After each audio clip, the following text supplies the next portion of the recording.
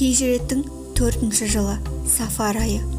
Ұхыд шайқасынан соң мұсылмандардың жеңілісін естіп білген айналадағы көрші араб тайпаларынан ислам орталығы Мәдинаға шабуылдауды жоспарлағандар болды. Солардың бірі Хузайл тайпасы өкілі Халид ибн Суфайян еді. Оның жорыққа дайындалып жатқаны туралы хабар пайғамбарға жетеді. Расулулла хабардың растығын білу үшін Суффа асхабынан Абдулла ибн Унайсты жолға аттандырады. Барлаушы ұзын құлақтан жеткен қаңқудың растығын Халид ибн Суфайяның өз аузынан естиді.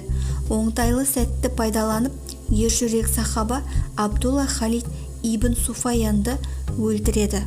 Осы оқиғадан соң желіккен жорықшылар бір ауық басылғандай болғанымен мұсылмандарға қарсы ыза-кек күшейе түседі. Арам пиғылды дұшпан мұсылмандарға ашықтан ашық қарсы шыға алмайтынын аңдаған соң өшпенділікті басудың басқа жолдарын қарастыра бастады. Бейкүнә жандардай көрінген бір тайпаның 6 адамы пайғамбарға келеді. Өздерінің мұсылман екенін айта келіп, олар Алла елшісіне бұлайша қолқа салады.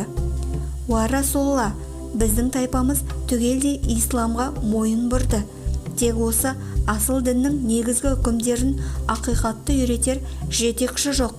Бірнеше сахабаңды бізге мұғалімдікке жіберсең деп өтініш айта келдік.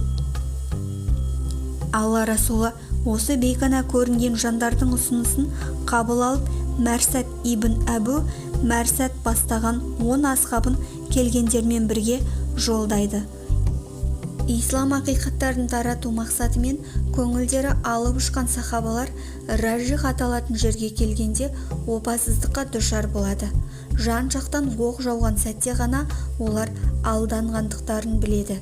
Мүләйімсіп, мүсәпір кейіпте мұсылмандықтарын жария еткендер алдын ала жоспарлағандай сахабаларды тастап кете барады. Мұсылман мүшриктер қашып тауға тығылып, қылыштармен қорғанған болады. Мүшриктер тауды айнала қоршап, бізге үн-түнсіз берілсеңдер, сендерді өлтірмейміз деп айқай салады. Мұсылмандар олардың бұл сөзіне мүлдем сенбейді. Асым ибн Сабит: мен мүшриктердің сөзіне өмір бойы сенбеймін, кәпірлерге уаллахи берілмеймін. Уа Алла, Расулыңды біздің жағдайымыздан хабардар ет деп дұға етті. Сөйтіп, жалбарынып тұрып, мүшриктерге оқ жаудырды.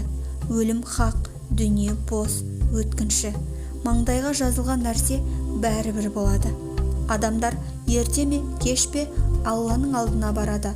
Егер мен сендермен әлім құрығанша айқаспасам, анам баласыз қалсын деп өзін өзі қайрай береді. Қаһарман сахаба оғы біткенде найзамен айқасты. Найзасы сынғанда қылышына жармасты. Бірнеше мүшрик суылатқан сәттегі соңғы тілегі мынау болды: Я Алла, мен сенің хақ дініңді қорғауға тырыстым. Сен де менің денемді мүшриктерден қорға. Қалған сахабалар да жан дәрменмен шайқасып жатты. Алайда 100 адамға 10 адамның қайдан әлі келсін. Ақырында 7-еуі шейіт болып, 3-еуі мүшриктердің өлтірмейміз деген сертінен соң өз еріктерімен берілді. Құрбан болғандар арасында Асым ибн Сабит те бар еді.